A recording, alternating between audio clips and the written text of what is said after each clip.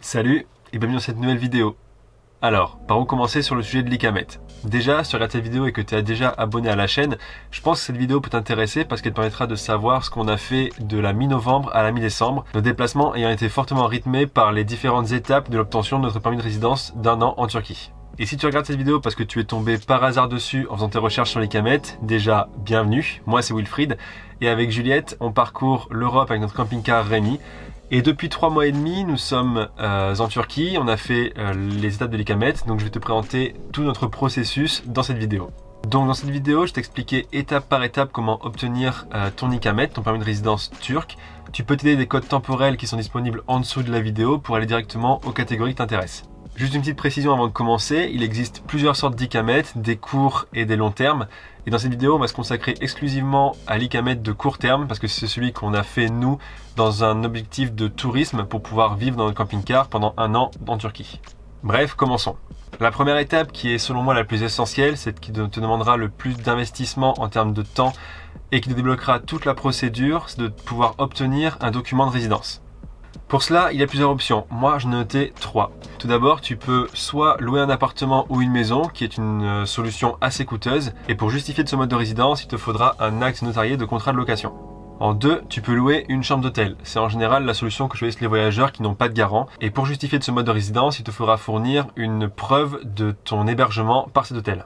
Et enfin, en 3e option, et c'est celle que nous, on a choisie et que je vais t'expliquer un peu plus en détail, c'est de trouver une personne tierce qui se portera garante pour toi. Dans le cas où, comme nous, tu te tournes vers une personne tierce qui se porte garante pour toi, il faut qu'elle remplisse 3 conditions. Tout d'abord, il faut qu'elle soit turque. Ensuite, il faut qu'elle possède une maison ou un appartement. Et enfin, il faut qu'elle ait un casier judiciaire vierge. C'est selon nous l'option la plus économique et aussi la plus humaine. Nous, on a passé à peu près 2 mois, dès qu'on est rentré en Turquie, on a commencé à chercher qui pourrait être garant pour nous. Donc on a pris des contacts sur les réseaux, sur les sites de workaway, de volontariat aussi. On a aussi rencontré des Turcs, des gens sur des spots qui se sont proposés pour nous aider, avec qui ça n'a pas abouti malheureusement. Mais par contre, sur un autre spot, donc un emplacement où on se gare avec notre camping-car, on a trouvé un couple qui s'appelle Hayati et Phyllis qui se sont de suite proposés pour nous aider et qui ont été super cool avec ça. Et dès qu'ils ont commencé à nous apporter leur aide, c'est là que les démarches se sont enclenchées. Je prends juste un petit moment de cette vidéo pour les remercier à nouveau parce qu'ils ont été super cool avec nous, on a passé plein de super moments ensemble. Donc clairement, si tu cherches des garants, je te souhaite de trouver des garants ou un couple de garants comme eux qui sont aussi cool qu'eux. Bref, une fois que tu as trouvé ton garant ou ta garante, il faut se rendre chez le notaire pour signer un acte notarié d'hébergement qui ressemble à ça. Et c'est la seule fois où tu auras besoin de faire déplacer ton garant avec toi. Et juste une précision, si ton ou ta garante est marié, il faut que l'époux ou l'épouse soit aussi présent pour signer. Vu que c'est un acte qui se signe chez le notaire, c'est forcément payant et nous ça nous a coûté 130 Turkish Lira, donc à peu près 10 € au moment où on l'a fait. Bon, pas s'empêcher de sourire parce que on vient de sortir du notaire avec Hayati et Phyllis et ça y est, on est à la déclaration notariée d'hébergement chez eux à Izmir. Ouais. Donc on est trop content là. Franchement, c'est le point de départ de tout l'ICAMET. C'est vraiment ce qu'il nous fallait pour commencer. Et c'est vraiment le hasard qui nous a menés à leur route et on est vraiment super reconnaissants et c'est trop gentil de leur part de nous aider quoi. Ouais, ils sont adorables. Donc une fois que l'acte notarié d'hébergement est obtenu, tu peux passer à l'étape suivante. Mais nous, avant de passer à l'étape suivante, on devait d'abord faire quelques kilomètres. Bon et du coup on se retrouve sur la route à enchaîner les kilomètres. Pourquoi ? Parce que Hayati et Phyllis nous ont fourni l'adresse de leur maison qui se trouve à Izmir. Et un truc à savoir, c'est que pour l'ICAMET, il faut forcément faire le dossier pour permis de résidence dans la région où se trouve l'adresse qui t'a été fournie. Donc nous, on les a quittés hier et maintenant on roule jusqu'à Izmir. Donc ça aussi c'est un point important, tu dois faire toute la procédure dans la localité de l'hébergement de ton garant. Par contre, l'acte notarié, lui, peut se faire n'importe où. La deuxième étape, c'est remplir le dossier de préinscription. Et là encore, tu as à nouveau 2 options. Du coup là on est dans une agence qui remplit les papiers à ta place, que tu peux faire toi-même directement sur internet, mais nous on a fait le choix de que quelqu'un le fasse à notre place. Nous on est passé par une agence qui remplit le dossier de préinscription à ta place et on a trouvé que ça avait plusieurs avantages. C'était très simple, on est arrivé avec notre passeport, notre acte notarié d'hébergement donc qui comprend l'adresse et le nom de ton garant et 4 photos d'identité biométrique et en 20 minutes pour Juliette et moi c'était fait. L'agence s'occupe de remplir tous les papiers, de faire aussi les scans des documents et de faire les photocopies de tous les papiers dont tu auras besoin pour l'entretien avec l'immigration. Il s'occupe même de souscrire l'assurance santé minimale dont tu as besoin aussi pour ce dossier. Ça t'évite donc de le faire toi-même dans une compagnie d'assurance où ils ne parlent pas forcément anglais.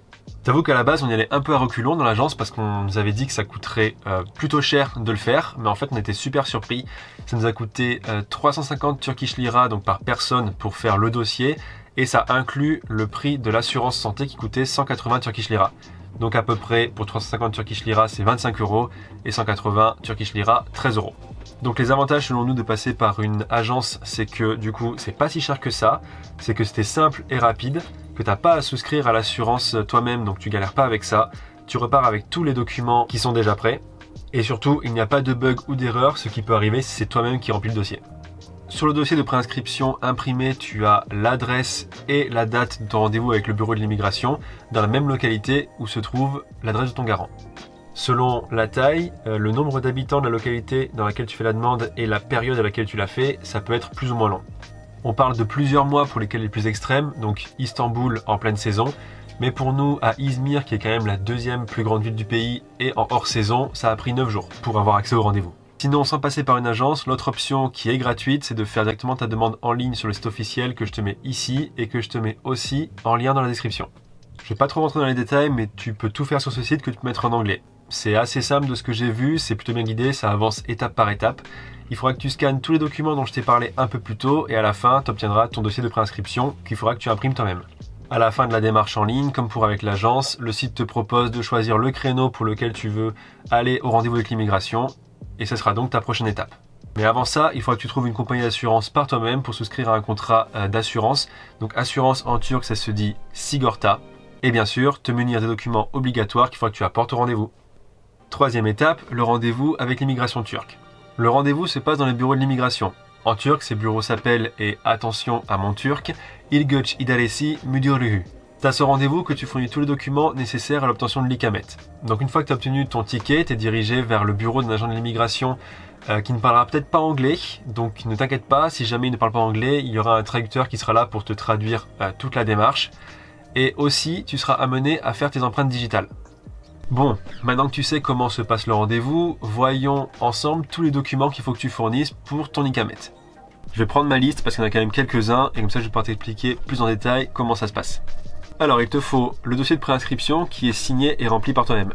Il te faut une photocopie de ton passeport, il faut aussi que tu aies 4 photos d'identité biométrique, une copie du contrat d'assurance de santé turc et aussi une copie de ton acte notarié d'hébergement. Donc ces 5 premiers documents, ce sont ceux qui sont obligatoires et qui sont disponibles dans la liste officielle de documents du gouvernement. D'ailleurs cette liste je te la mets aussi en description, mais écoute quand même ce que je vais te dire après parce que il y a des documents qui nous ont été demandés en plus qui ne sont pas marqués sur cette liste. Sur le document officiel aussi c'est demandé une déclaration de suffisance financière pour la durée du séjour. Mais je t'avoue que ça on ne l'a pas demandé à nous, donc je sais pas pourquoi, peut-être que c'est par rapport à ton pays d'origine, je saurais pas répondre. Il est aussi demandé au premier rendez-vous une facture du paiement des taxes de permis de résidence et des taxes de la carte de séjour que nous, on n'avait pas payé avant le premier rendez-vous parce qu'on ne savait pas combien on devait payer, on ne savait pas où aller pour le payer. Donc on est au premier rendez-vous sans cette facture, l'agent nous a indiqué où aller et combien payer, donc c'était super pratique. Donc on y est allé directement après le rendez-vous et le lendemain on est revenu pour apporter cette facture.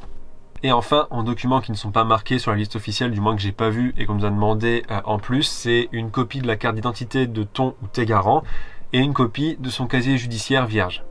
Pareil pour ces documents, comme pour la facture dont je t'ai parlé plus tôt, on les a amenés le lendemain au même bureau d'immigration sans rendez-vous. À savoir aussi que selon ta configuration familiale, donc si tu es un couple avec enfant ou un couple sans enfant ou même une personne seule, il y a certains documents qui peuvent différer. Juste comme ça, par exemple, pour une famille avec enfant, il faut que l'acte de naissance de chaque enfant soit traduit en anglais et signé chez le notaire. C'est à peu près tout ce que tu dois savoir sur les documents et sur le rendez-vous avec l'immigration. Après, autre point intéressant à savoir, si tu fais ta demande quelques jours avant la fin de ton visa de 3 mois gratuit, tu peux obtenir un délai supplémentaire d'1 mois qui t'autorise à rester dans le pays sans l'Ikamet, le temps que tu finisses toute ta démarche pour obtenir justement la petite carte. Par contre, bien évidemment, après 1 mois, si tu n'as pas fini la démarche, il va falloir que tu quittes le pays. Quatrième étape, récupérer ton Ikamet. Donc une fois que ton ou tes rendez-vous sont passés, que tous tes documents sont validés par l'agent de l'immigration et que tu t'es acquitté de tous les frais liés au dossier, tu n'as plus qu'à récupérer ton Ikamet.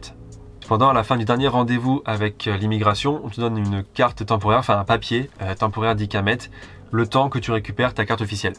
Cette carte sera envoyée par la poste à l'adresse que tu as fournie pendant la procédure et nous, on a été contacté par un postier qui nous a indiqué qu'il avait bien mis les 2 cartes dans la boîte aux lettres. Bon, ça y est, on est arrivé devant chez Yati et on a récupéré la lettre et dedans, il y a l'Icamet. Voyons voir à quoi ça ressemble. Du coup, il y a un papier, mais surtout la petite carte avec la photo. T'es hyper sombre. Je suis hyper sombre, c'est vrai ça. Je suis super sombre. Et là, je peux te dire qu'on était très heureux que nos démarches aient pu aboutir et de se dire que ça y est, on pouvait rester 1 an de plus à visiter ce pays qu'on adore. Icamet, Icamet, Icamet, Icamet. 5e étape, enregistrer son véhicule à la douane.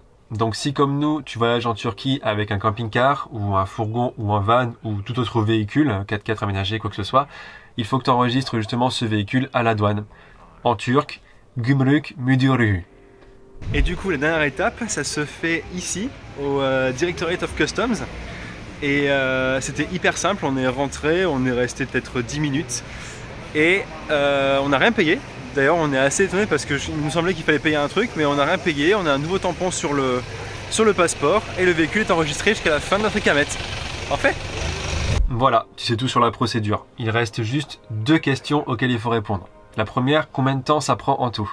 Du coup, il n'y a pas de temporalité universelle pour répondre à cette question parce que ça dépend vraiment, comme j'ai dit tout à l'heure, de la localité où tu le fais et de la période de l'année où tu le fais. Mais par contre, ce que je peux faire, c'est te dire, nous, combien de temps ça a pris pour que tu aies un petit peu un exemple de combien de temps ça peut prendre. Du coup, trouver la personne qui se porte garant, c'est une durée un peu déterminée. Par contre, pour nous, la procédure a vraiment commencé le 18 novembre quand on a signé l'acte chez le notaire. Le 22 novembre, on a créé notre dossier de préenregistrement en agence à Izmir. Et le 1er décembre, on a eu le rendez-vous avec l'immigration et on est allé payer les taxes le même jour. Le 2 décembre, on est revenu dans la même agence pour ramener les documents manquants et on est reparti avec l'Icamet temporaire. Le 9 décembre, on a reçu un coup de téléphone nous indiquant que notre Icamet est arrivé dans la boîte aux lettres et le 10 décembre, on était à la douane pour faire étendre la durée de notre véhicule dans le pays. Donc en tout, pour nous, sans compter la recherche du garant, ça a pris 22-23 jours. La deuxième et dernière question à répondre, c'est combien ça coûte en tout? Le prix est assez variable, surtout en ce moment où en Turquie il y a une grande inflation et où la lire turque ne fait que faire du yo-yo, ça fait que monter et descendre drastiquement. À titre d'exemple, on est arrivé le 15 septembre en Turquie et 1 euro valait à peu près 9,5 Turkish lira. Et au 15 décembre, donc 2 mois plus tard, la Turkish lira était montée jusqu'à 20 pour 1 euro. Donc je vais te dire combien ça nous a coûté en lire turque et son équivalence en euros au moment où on a fait notre paiement. Le coût de l'acte notarié, c'était 130 lire turques, donc à peu près 10 euros. 4 photos d'identité biométrique, donc papier photo plus scan, c'était 40 lire turques, donc à peu près 3 euros. Les frais d'agence, 350 lire turques, à peu près 25 euros, qui comprend le coût de l'assurance santé de 180 lire turques, à peu près 13 euros. Et enfin, les frais de dossier, 2022 lire turques, donc 130 euros, qui se décomposent en 3 catégories. Les frais de permis de séjour, 1138 lire turques, mais le prix était donné en dollars au moment du rendez-vous avec l'immigration, c'était 85 $, donc à peu près 73 euros. Les frais de carte d'Icamet, 125 lire turques, à peu près 8 euros. Et enfin, les frais de visa d'entrée unique, 759 lire turques, à peu près 49 euros. Au total, pour une personne, dans le cas d'un couple comme j'ai été moi, la procédure entière nous a coûté 2542 lire turques, donc 168 euros par personne. A savoir que le coût de l'acte notarié est le même pour une ou deux personnes, vu que c'est le même papier, et que tu peux économiser aussi quelques euros en remplissant toi-même ta demande en ligne et en ne passant pas par une agence comme nous on a fait. Voilà, c'est à peu près tout ce que tu as à savoir sur la demande du permis de résidence turc. Comme tu as pu le voir, quand on a toutes les clés en main, ça va assez vite. Donc ce qui te prendra le plus de temps, ce sera de trouver ton garant. Et n'oublie pas juste que si tu arrives au premier rendez-vous avec tous les documents déjà prêts, ça accélérera aussi ta procédure. Sur ce, j'espère que ce guide pas à pas t'aura aidé au mieux dans ta demande de titre de séjour à court terme turc. Si tu as des questions, n'hésite pas à me les poser en commentaire, j'essaierai de te répondre au mieux. Et merci d'avoir regardé cette vidéo. Si elle t'a plu, n'hésite pas à me le faire savoir. Et moi je te dis à la prochaine pour une nouvelle vidéo. Güle güle.